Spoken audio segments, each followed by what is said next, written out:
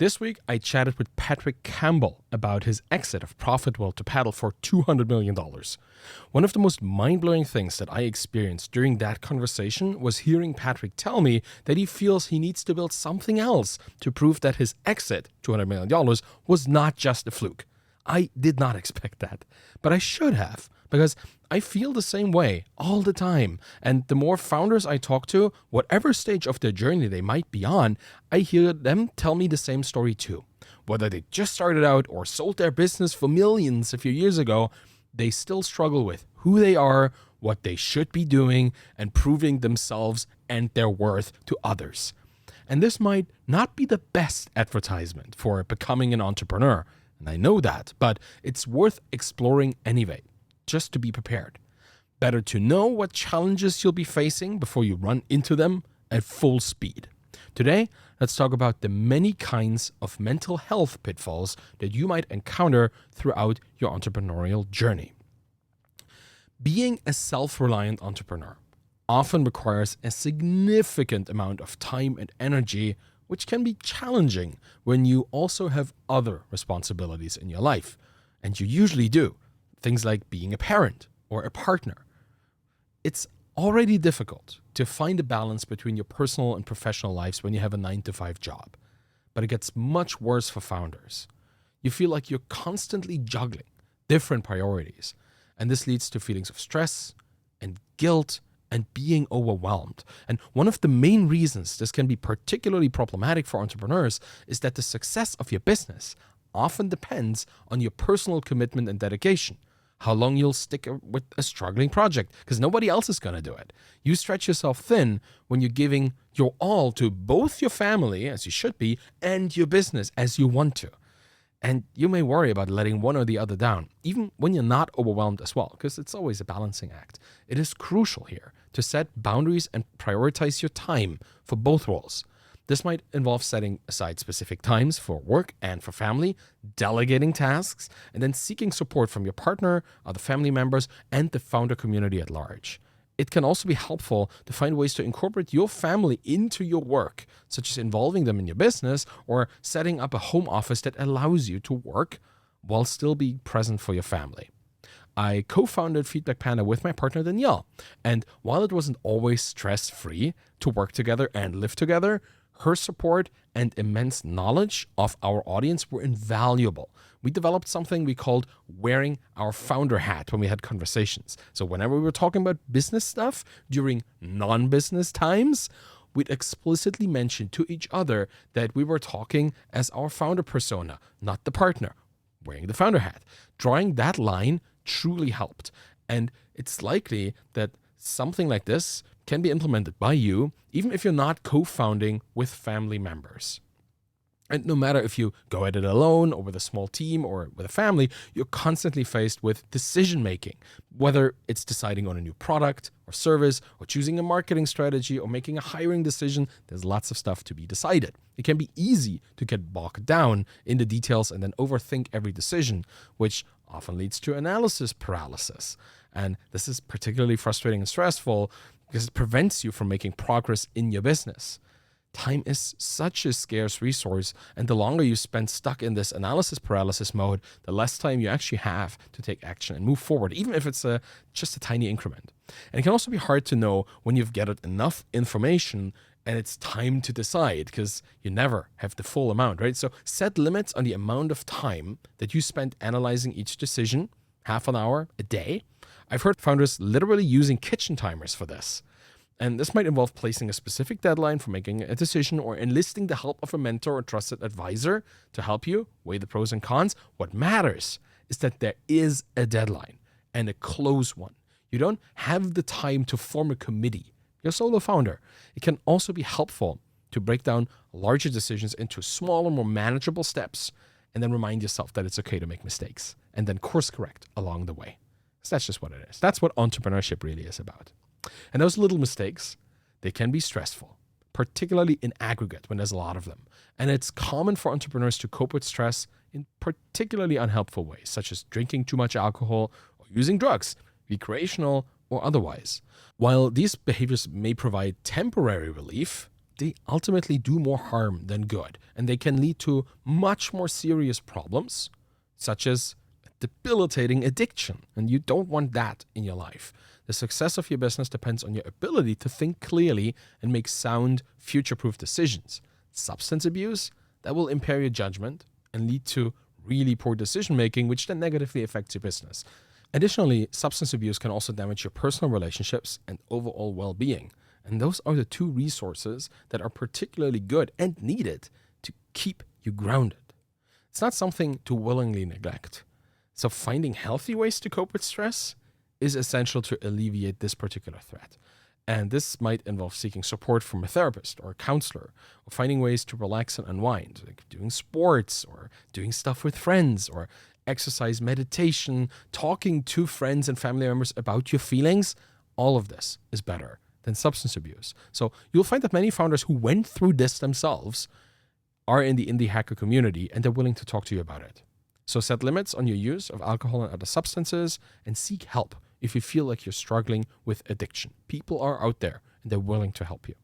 Building a business is a way to create enduring wealth for generations to come. Don't gamble that away with vodka. And throughout your journey, you will likely face a lot of challenges, various challenges, and a lot of setbacks too.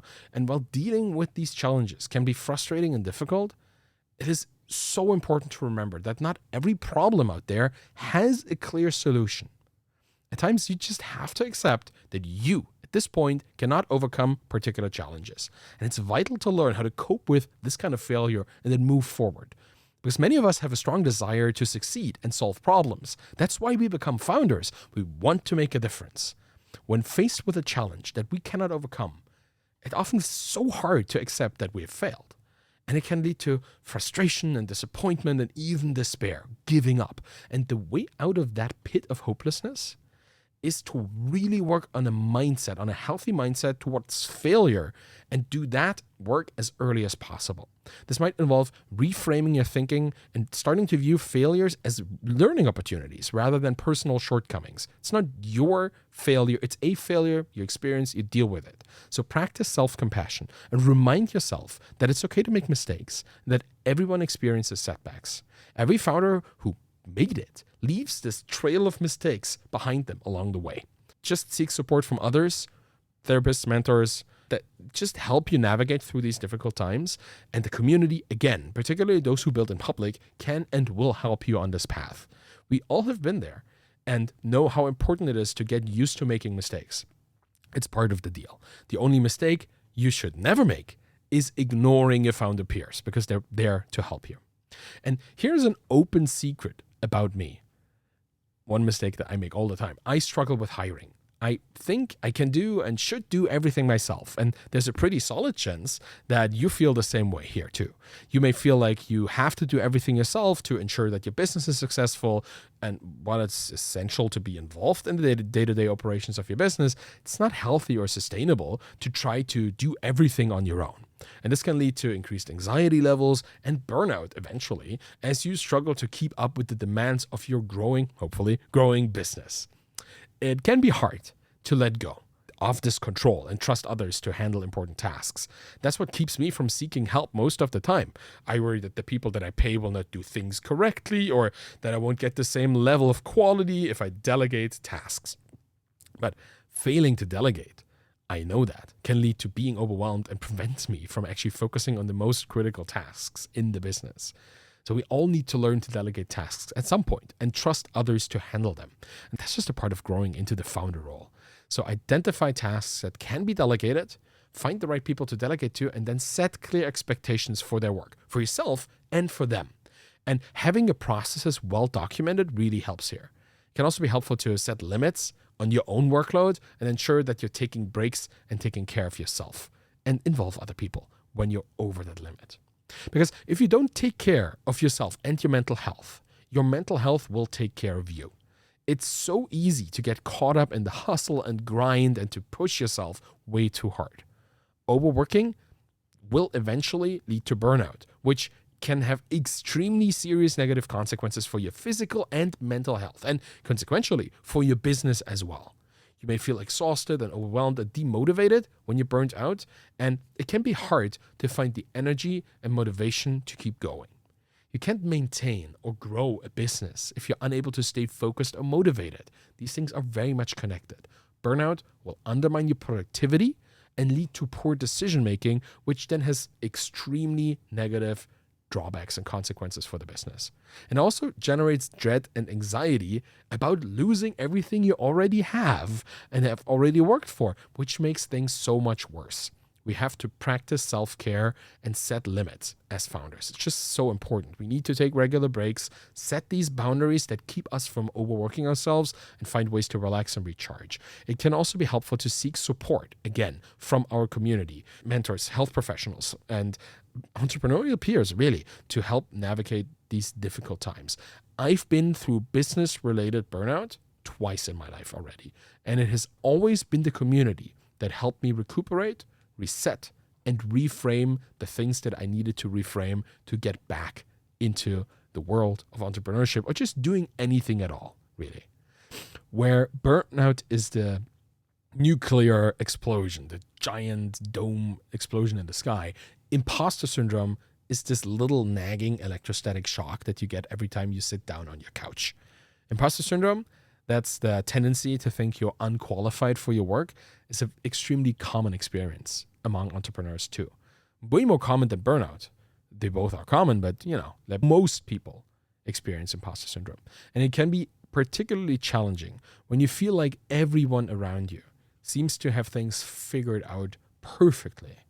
Imposter syndrome is, let me define it, characterized by feelings of self-doubt, insecurity, and fear that you are not as competent as others perceive you to be. It can lead to feelings of inadequacy, and when acted upon, will prevent you from taking risks and pursuing your goals because you think you shouldn't.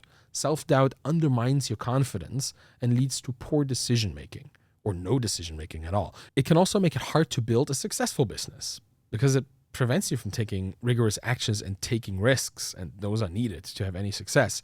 And imposter syndrome can make you feel isolated because you think you're the only one struggling with these feelings. But what you need to know is that everybody has these things. I do right now telling you this, and you need a healthy mindset just to challenge these negative thoughts. To build your confidence and self-esteem, you have to remind yourself that everyone makes mistakes and it's okay to ask for help. So follow those who already share this information, people who build in public, and you see them struggle with the same problems. Most founders feel imposter syndromes. I think all of them do on some level. So feel it, observe it, and ignore it. When you're breaking new ground, some part of your brain will always be afraid, but you don't need to listen to it. And founders are constantly faced with these groundbreaking decisions that they need to make, and it can be easy to second guess yourself and doubt your decisions. Again, imposter syndrome plays into this, right? Who am I to make a good choice here? Is it going to be good? And this can be particularly challenging when you're working with incomplete data or dealing with nebulous perspectives, because that's what every entrepreneur does all day. Nothing is written in stone, and there are often no previous examples or guidelines to follow. It can be hard to know if you're making the right decision. It's actually impossible to know until you make it, and you might worry that you're missing something important. Again, it's all about time management here, because the longer you second guess yourself, the less time you have to actually do something about it and move forward. Additionally, second guessing yourself, again, undermines your confidence and leads to poor decision making. It's applied imposter syndrome, really. One of the most profound skills that you as a founder have to learn, and you have to work at this quite a lot, is the ability to make decisions with incomplete data. And this skill is challenging to master, especially in the early stages of starting a business where everything is new to you.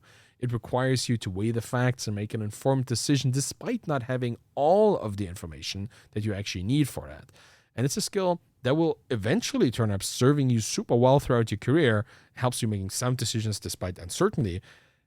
It starts with understanding that it's okay to make mistakes, and everyone makes decisions with incomplete data when they're building a business that has never existed before, and they make mistakes as well.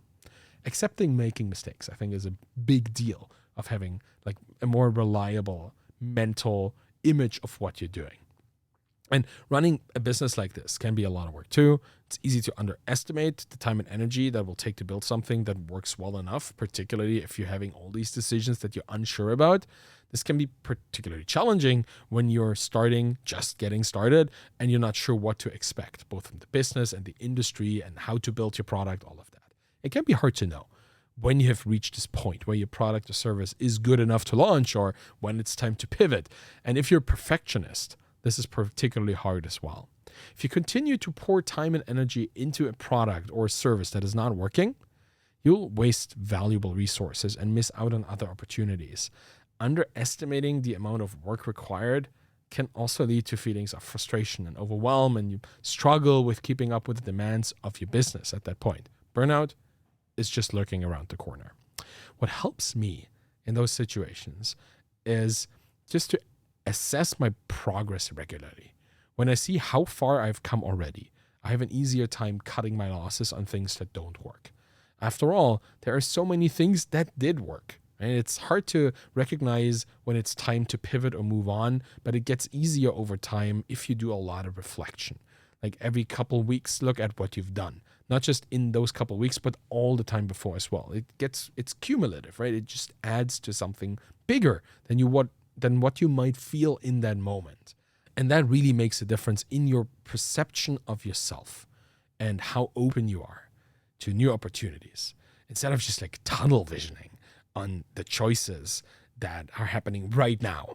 So reflection helps a lot with that. But you can also take this approach too far, because as an entrepreneur surrounded by other founders, it can be easy to get caught up in the latest technologies that everybody's using or frameworks that people are applying, and just to constantly chase after the newest and most innovative ideas, because that's what the community brings to us. And while it's important to stay up to date and being open to these opportunities, finding a balance and committing to a course of action are equally essential. Shiny object syndrome can lead to wasted time and resources because you constantly switch from one idea to the next. That prevents you from making real progress in your business. Learning to filter out the noise and focusing on what's most important is critical here. It can be tempting to chase after every new idea or technology, but this will lead to confusion and indecision. Constantly switching focus back and forth can make it hard to build any kind of momentum and make real progress. Switching cost isn't just money. It's your attention and valuable time that you actually pay here. And that's why you have to start with and constantly express a clear vision and a mission for your business. What do you want it to accomplish? And from that, set clear goals and priorities. And surround yourself with supportive people, community, who can help you stay focused and remind you of those long-term goals that you actually set, so you don't get distracted by the shiny. Evaluate these new opportunities, sure, but don't follow the urge to completely rebuild everything just because some new framework somewhere promises a 2% improvement over another one that you may be using.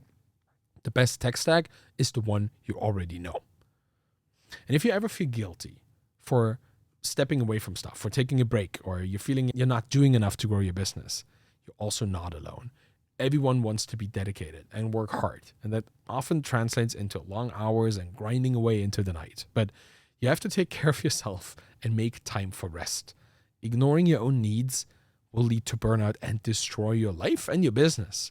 It's so hard to let go of that mindset that you must constantly work to be successful. The grind set is so pervasive in the entrepreneurial community. Hustle porn is what they call it. And it's so dangerous. You may feel like you're letting your business down if you take a break, or you may worry that you will fall behind if you step away from your work. That's not going to happen. Taking breaks is essential to maintaining your energy and focus, and it will actually help you be more productive in the long run because you can recuperate, you can reset. And there's only one way out. Prioritize your well-being here. Set aside specific times for relaxation where you don't work, you don't check your phone, and then find ways to recharge. Taking care of yourself is essential for the long-term success of your business and your life. So take the break, or the break takes you. Finally, let's talk about inflated expectations.